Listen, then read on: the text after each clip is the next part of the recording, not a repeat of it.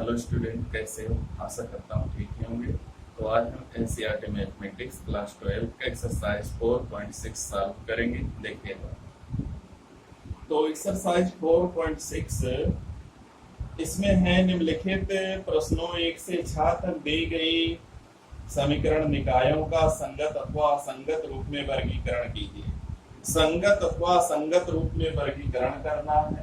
तो देखिएगा, हम लोग द्विचर राशि वाले में संगत और असंगत एक हल है, अनंत हल है, कोई हल नहीं, इसका अध्ययन कर चुके हैं।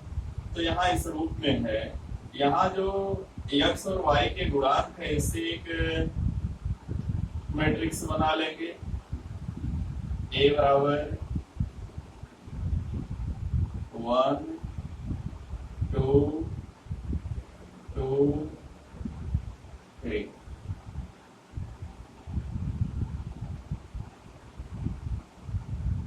एक मैट्रिक्स बन गया, x और y के गुणांकों से एक हमको मैट्रिक्स मिल गया, एक अवयव मिल गया। तो पहले डिटर्मिनेंट ऑफ a निकाल लेंगे। 3 एकम 3 -4 -1 इज नॉट इक्वल टू 0। अगर 0 नहीं आया, इसलिए समीकरण निकाय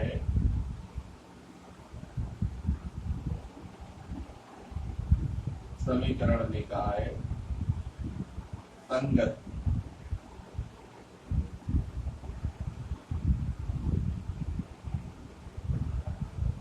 और अगर 0 आ गया, ये तो हो गया पहला फर्स्ट क्वेश्चन हमारा। इसी में अगर मान लीजिए डिटर्मिनेंट ऑफ ए निकाला और इसका मान 0 आ गया।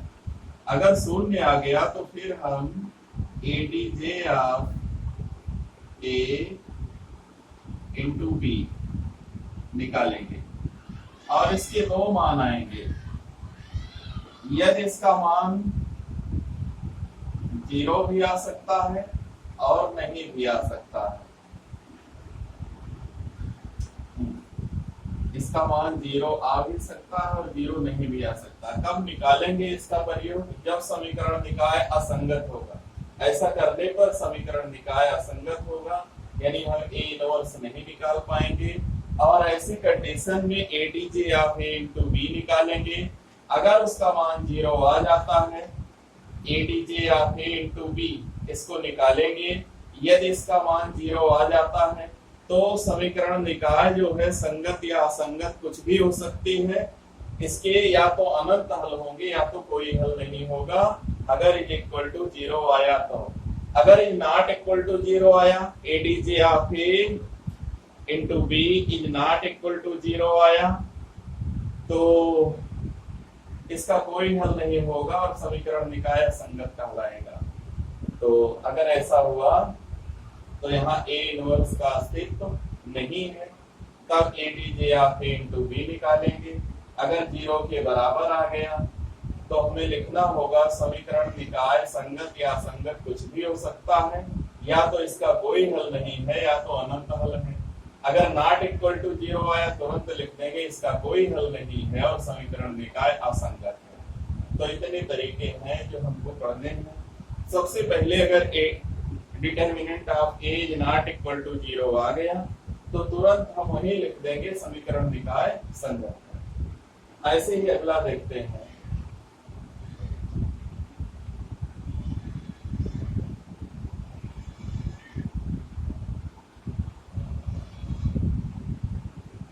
क्वेश्चन नंबर अगला देखते हैं।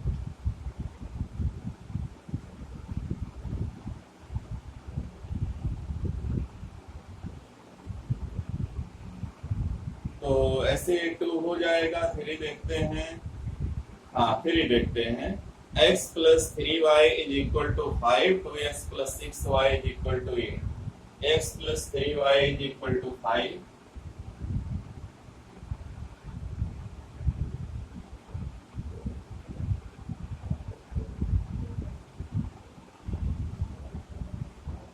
टू एक्स प्लस 6y ये दो इक्वेशन है। अब इसमें चेक करना हमें पहले संगत है या नहीं, केवल जांच करना है। तो हम क्या करेंगे, पहले एक मैट्रिक्स लिख लेंगे A 1 3 2 6। इसका डिटर्मिनेंट मान निकाल लेंगे, हो जाएगा 6 एकम 6 माइनस 6 इक्वल टू 0। इसलिए A इनवर्स ज्ञात नहीं किया जा सकता, ज्ञात नहीं किया जा सकता।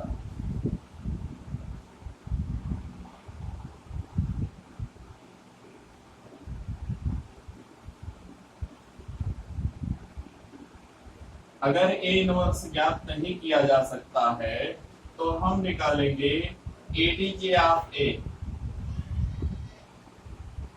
इसलिए A11 A12 A21 A22।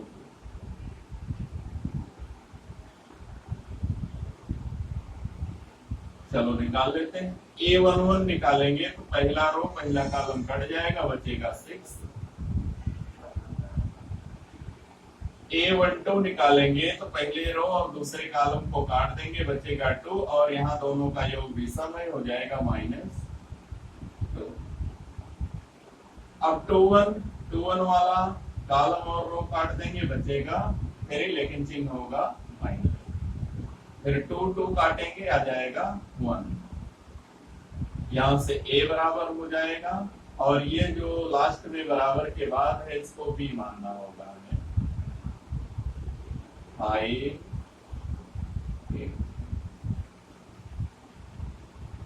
अगर इक्वल 0 आ गया तब B जरूरी है, अन्यथा B जरूरी नहीं है।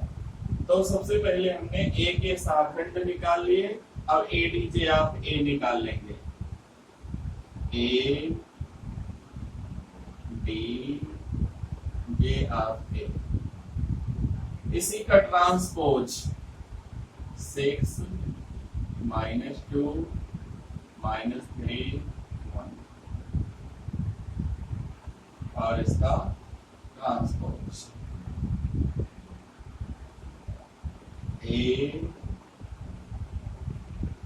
ADJ of A is equal to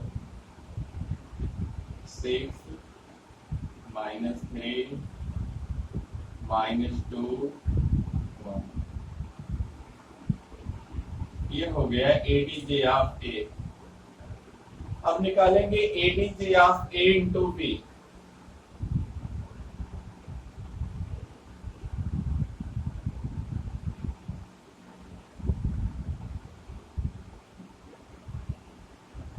ADJ of A into B। ADJ of A का मान रख लेंगे 6 -3 -2 1, 6 -3 -2 1 और गुणा करेंगे B से 5 8 5 8। चलो गुणा कर लेते हैं। 6 पंचे 30 प्लस -8 3 24,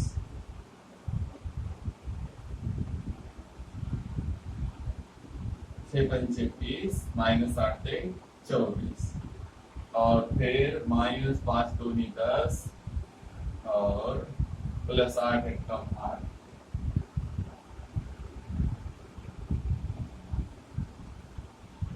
सरल करेंगे, ये हो गया 6, ये हो गया -2 और इज नॉट इक्वल टू 0। इसलिए समीकरण निकाय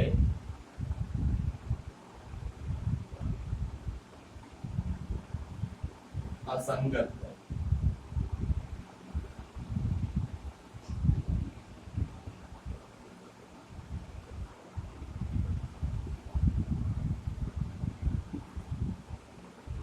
अगर जीरो आ जाएगा, संगत या असंगत कुछ भी हो सकता है, और उसके या तो कोई हल नहीं होगा या तो अनंत हल होंगे। इसके बाद देखते हैं, ये था क्वेश्चन नंबर 3। अब देखते हैं क्वेश्चन नंबर 4, 5 और 6 एक ही तरह का है। एक क्वेश्चन इसमें से देख लेते हैं। Question number 4, x plus y plus z is equal to 1।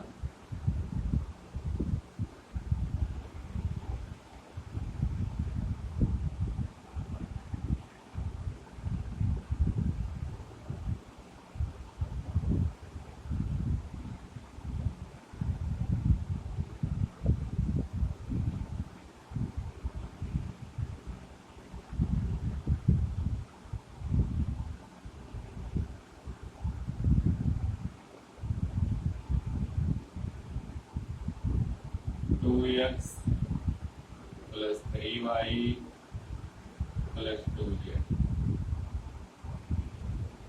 Is equal to 2x plus 3y plus 2z is equal to 2।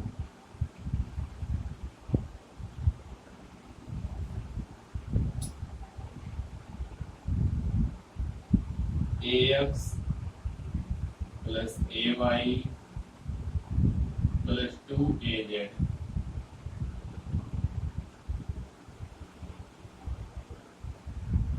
is equal to 2az is equal to 4। ये है 4। ये है इक्वेशन 1, 2, 3।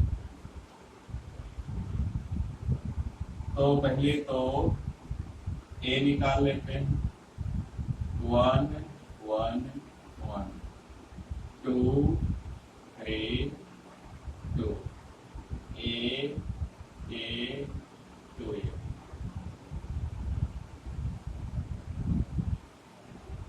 और b हो जाएगा 1 to 4 b 1 2 4।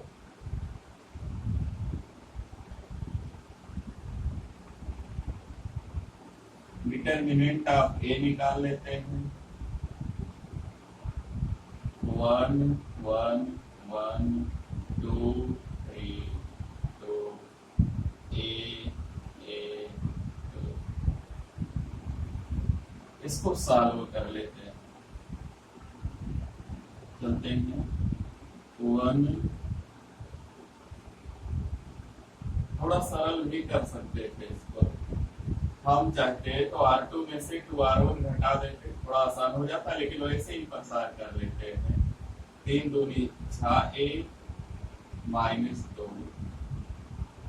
माइनस 1 इंटू, ये 1 वाला cut जाएगा, कॉलम कट जाएगा रो।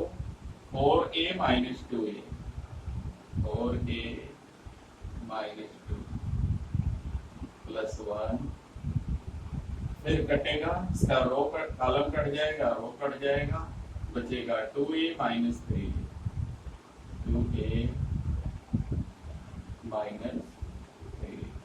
थोड़ा सरल करेंगे। 4a और यहाँ देखते हैं, ये बचेगा 2a माइनस 2a हो जाएगा,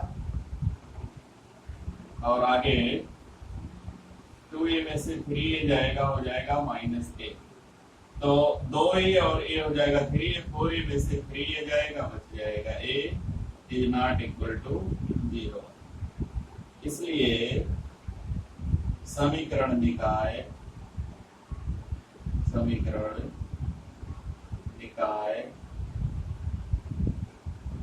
संगत है।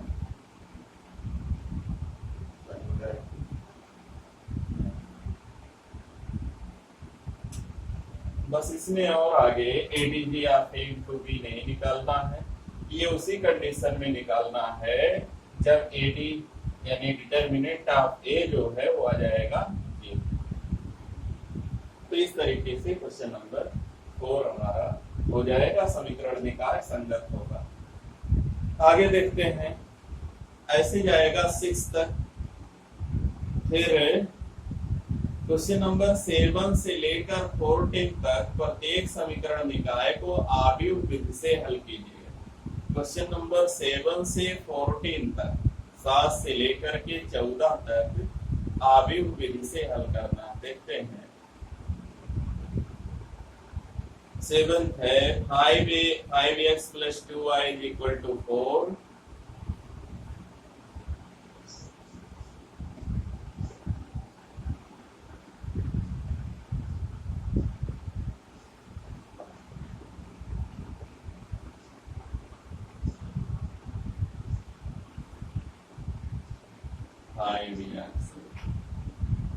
+ 2y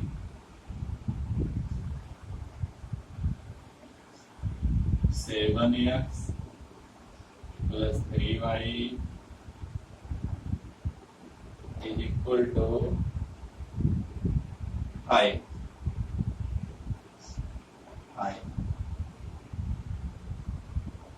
इक्वेशन नंबर 1 है, इक्वेशन नंबर 2। या फिर वही a बराबर 5 2 7 3। एक और यहाँ कैपिटल एक्स,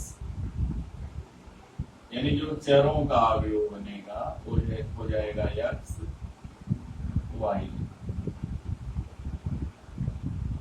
और बी हो जाएगा 4 5 4 5। पहला काम ये करना, एक्स वाई जेड के गुणांकों से एक अवयव बनेगा, उसको ए लिख लेंगे। फिर एक्स वाई जेड जो रहेगा उसको एक कॉलम मैट्रिक्स के रूप में लिख लेंगे, एक्स बराबर, और जो इक्वेशन के बाद बराबर के बाद अचर पद रहेगा उसको मान लेंगे मैट्रिक्स बी। अब ax = b के रूप में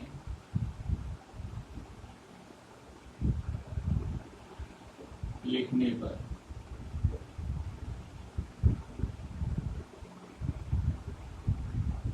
ए तो है ax = b, इस रूप में रखेंगे। तो सबसे पहले यहां से जो है x बराबर हो जाएगा, a जाएगा दूसरी ओर, हो जाएगा a इनवर्स * b। हमें a इनवर्स निकालना होगा, उसको b से गुणा करना होगा, तो हमारा x का मान मिल जाएगा। तो चलते हैं a इनवर्स निकालते हैं। डिटर्मिनेंट ऑफ a पहले, 5 से 15 -7 दूनी बराबर 1 = 0। अगर 0 आ जाएगा तो हमें इनवर्स नहीं ज्ञात कर पाएंगे। a11 बराबर 3, a12 का कॉलम और रो काट दो, बचेगा 7, हो जाएगा -7। a21 a22, चलो 21 का रो कॉलम काट दो, बचेगा 2 और माइनस होगा, क्योंकि जोड़ने पर 2 1 3 विषम संख्या। रो और कॉलम का योग अगर विषम है तो माइनस लगाएंगे, अगर सम है तो प्लस लगाएंगे। फिर 2 2 है, इसका रो कॉलम काट दो, बचेगा 5। हमने निकाल लिया ए के सहखंड, मैट्रिक्स ए के सहखंड निकाल लिए। अब सहखंडज निकाल लेंगे, ADJ ऑफ ए बराबर, इसी समय इसको ट्रांसपोज कर देते हैं। 3 - 7 2 - 2 5।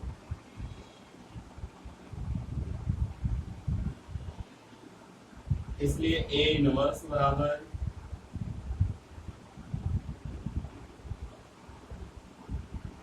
ए D J of A by determinant of A.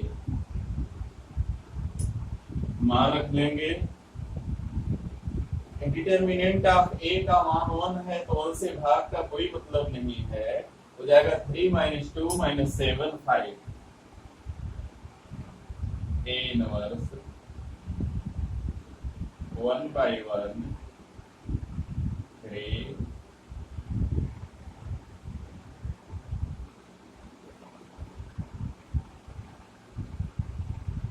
Minus 7 5 A inverse 3 minus 2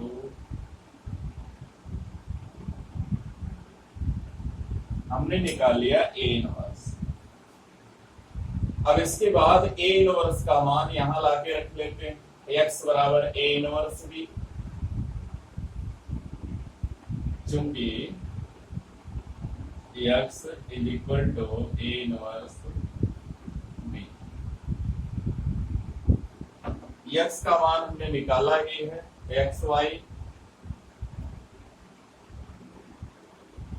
x Y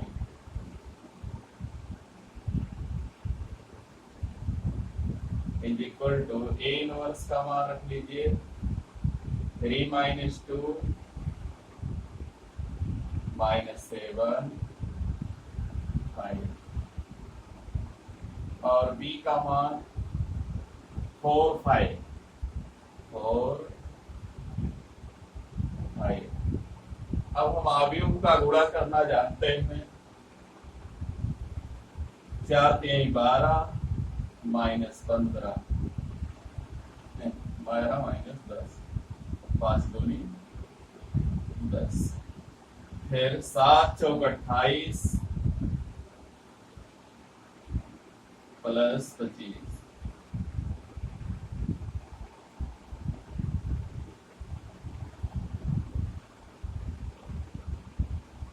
थोड़ा सरल करेंगे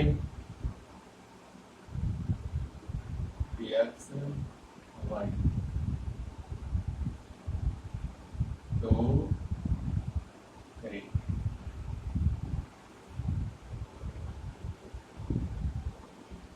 एक्स बराबर 2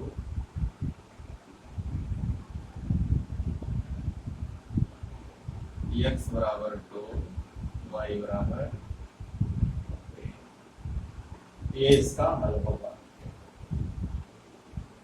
ये है अवयव विधि से रैखिक समीकरणों को हल करने का तरीका। सबसे पहले एक्स वाई जेड के गुणांकों से एक मैट्रिक्स ए बना लेंगे, उसके चरों से एक मैट्रिक्स कैपिटल एक्स बना लेंगे और जो अचर संख्याएं हैं उससे एक मैट्रिक्स बी बना लेंगे।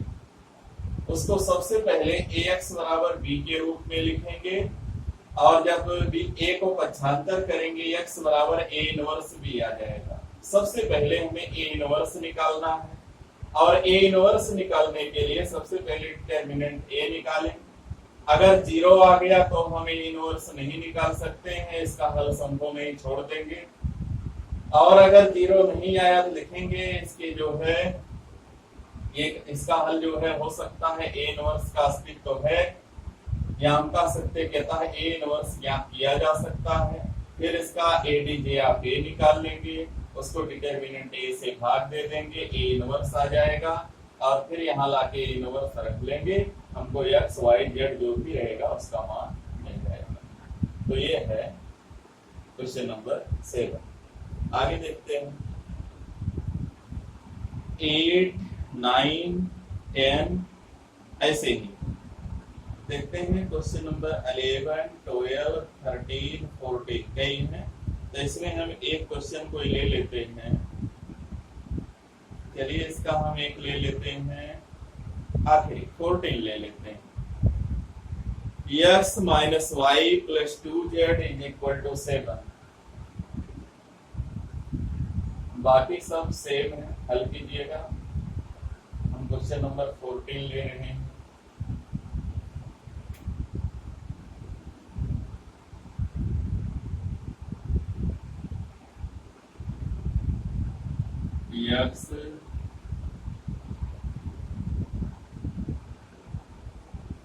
X minus y plus 2z is equal to 7 x minus Y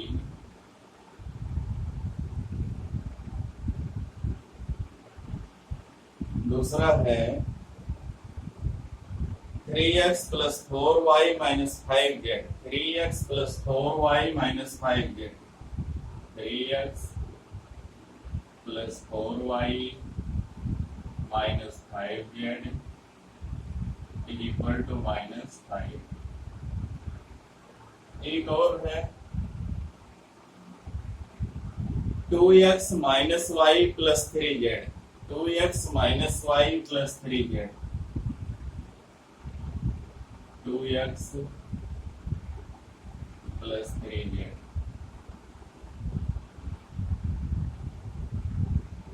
is equal to 12 is equal to 12। ये हमारा इक्वेशन है, इक्वेशन नंबर 1 2 3। यहाँ भी वही ए एक्स और बी लिख लेते हैं। ए बराबर 2 माइनस 1 1 1 माइनस 1 2 3 4 माइनस 5 2 माइनस 1 3।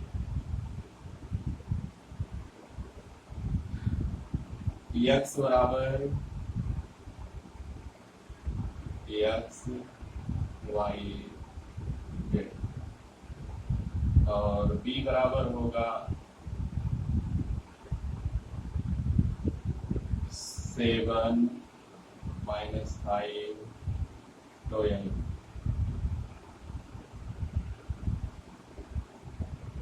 एक बार और मिला लेते हैं 7 माइनस 5 12 7 माइनस 5 12 2 माइनस 5 2 माइनस 5। हाँ ये इससे हमें ए इनवर्स ज्ञात करना है। पहले ए इनवर्स नहीं, हमको एक्स वाई जेड का मान चाहिए। प्रतिस्थापन विलोपन ये सब विधियां हम लोग पढ़ चुके हैं, लेकिन यहाँ हमें आव्यूह विधि का प्रयोग करना है। तो सबसे पहले हमें डिटर्मिनेंट ऑफ ए निकालना पड़ेगा।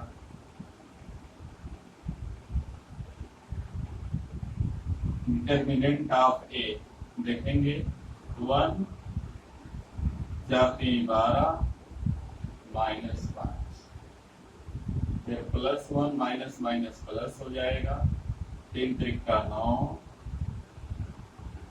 और प्लस 10 प्लस 2 हो जाएगा। 2 का कॉलम और रो काट दीजिए -3 -6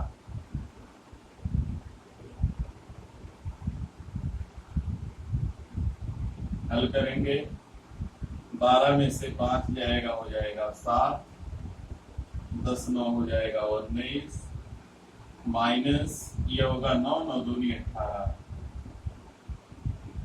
बराबर आया 8। 19 में से 18 गया 1 7 1 8 और ये नॉट इक्वल टू 0। अगर डिटर्मिनेंट ए जो है नॉट इक्वल टू 0 आया तो ए इनवर्स का अस्तित्व है। ए इनवर्स का अस्तित्व है। ए इनवर्स का अस्तित्व है। तो चलते हैं A11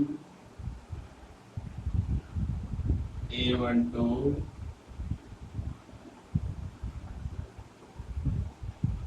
A13 A21 22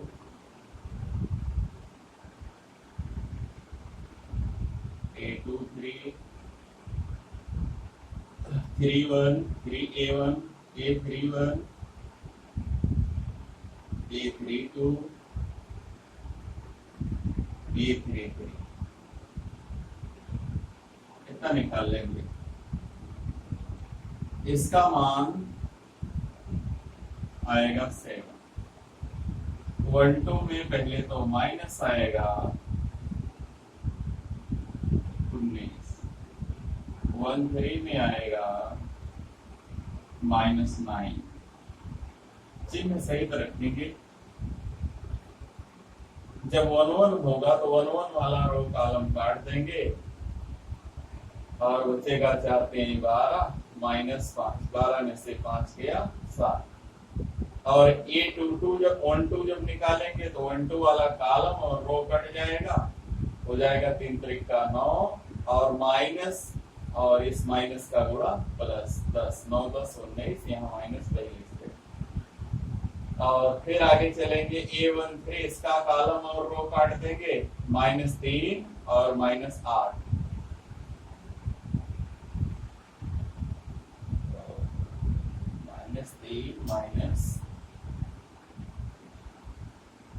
-3 -4 दूनी 8 3 11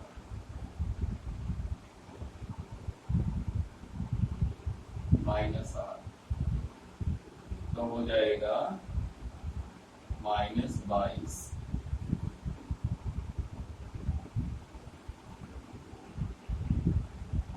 ये 8 3 11 दूनी 22 और 19 7 26 वैसे 22 जाएगा, हो जाएगा 4। 8 नहीं होगा, ये हो जाएगा 4।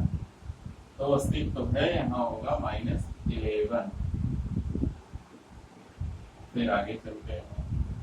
2 1 का रो काट दीजिए, कॉलम काट दीजिए, बचेगा -3 + 2 -3 + 2 -1 होगा और यहाँ माइनस है तो +1 हो जाएगा। फिर आगे 2 2 चलते हैं, इसका रो कॉलम काट देते हैं तो 3 1 × 3 हो जाएगा 3 -4। 3 में से 4 गया -1। फिर 2 3 इसका कॉलम काट दो, इसका रो काट दो और जब ऐसा कर देंगे तो -1 और +2 -1 और +2 हो जाएगा 1 और यहाँ हो जाएगा -1। अब 3 1 का रो कॉलम काट दो, ये हो गया 3 1, इसका कॉलम काट दो, रो काट दो तो +5 -8। 5 में से 8 जाएगा, हो जाएगा -3 5 -8 ठीक है। 3 2 3 2 का कॉलम काट दो, रो काट दो, बचेगा -5 -6 हो जाएगा -11 और यहाँ माइनस पहले से हो जाएगा +11। फिर A33 का रो काट दो, कॉलम काट दो, रो काट दो, 4 + 3 हो जाएगा 7। कितना हो गया? A inverse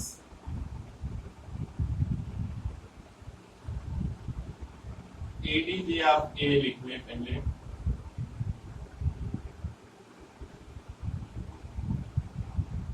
ADJ of A = इसी को जो रो में है उसको कॉलम वाई लिख देंगे, हो जाएगा 7 -19 -11 और फिर 1 -1 -1 और फिर -3 11 7 -3 11 7। ये हो गया ADJ ऑफ A। अब A इनवर्स निकाल लेंगे।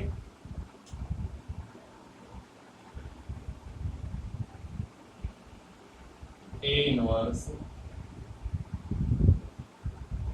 बराबर ADJ ऑफ A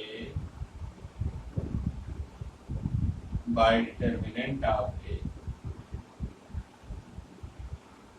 तो बचा 4 1/4 इसका मान है 7 1 -3 -19 -1 11 -19 -1 11 -11 1 7 -11 -1 7 हमने निकाल लिया ए इनवर्स। अब इसके बाद जब ए इनवर्स निकल गया तो चूंकि ax बराबर b होता है, चूंकि ax बराबर b, x बराबर a इनवर्स b, x का मान रख लें x y z 1/4 7 1 -3 -19 -1 11 -11 -1 7 into b का मान है 7 - 5 12 7 - 5 12 इसका पूरा करेंगे 1/4 आगे रहेगा 7 -5 एकम 5 -12 तिहाई 36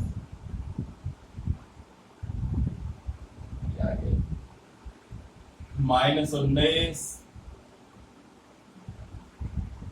गुणे 7 19 7 9 7 63 और 7 एकम 7 6 13 135 और फिर प्लस 5 एकम 5 और प्लस 12 गुणे 11 132 11 दूनी 22 11 कम 11 2 13 चलिए 11 7 77 -5 एकम +5 हो जाएगा +5 और +12 से 84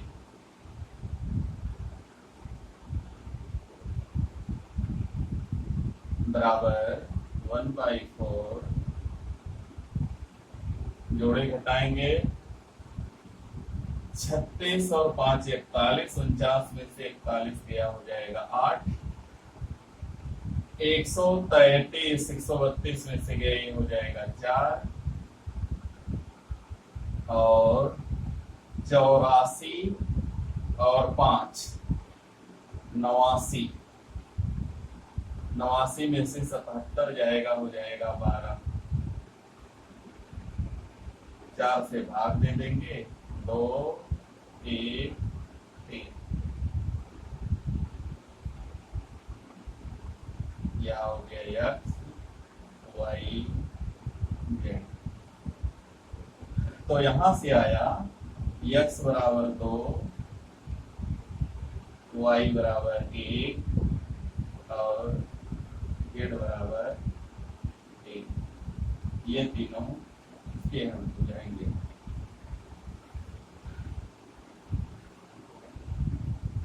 x का मान 2 y का मान 1 और z का मान 3, यही इसका हल है।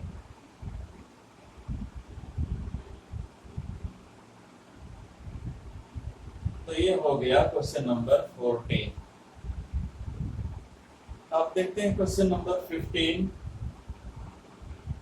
एक मैट्रिक्स A दिया है, धारा A इनवर्स ज्ञात कीजिए और इसका प्रयोग करके समीकरण को हल कीजिए।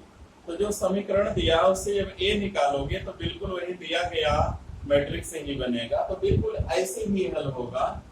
पहले समीकरण चाहे लिख लेना या A का मान डायरेक्ट दिया, चाहे वहां से लिखना चाहे समीकरण से, दोनों एक ही होगा। पहले A इनवर्स ज्ञात कीजिएगा फिर इस सूत्र का प्रयोग कीजिएगा, एक्स वाई जेड का मान मिल जाएगा। फिर इसके बाद है 4 किलोग्राम प्याज, 3 किलोग्राम गेहूं, 2 किलोग्राम चावल का मूल्य 60 रुपया है। और कह रहा है कि 2 किलोग्राम प्याज, 4 गेहूं और 6 किलोग्राम चावल का मूल्य 90 रुपया है। 6 किलोग्राम प्याज, 2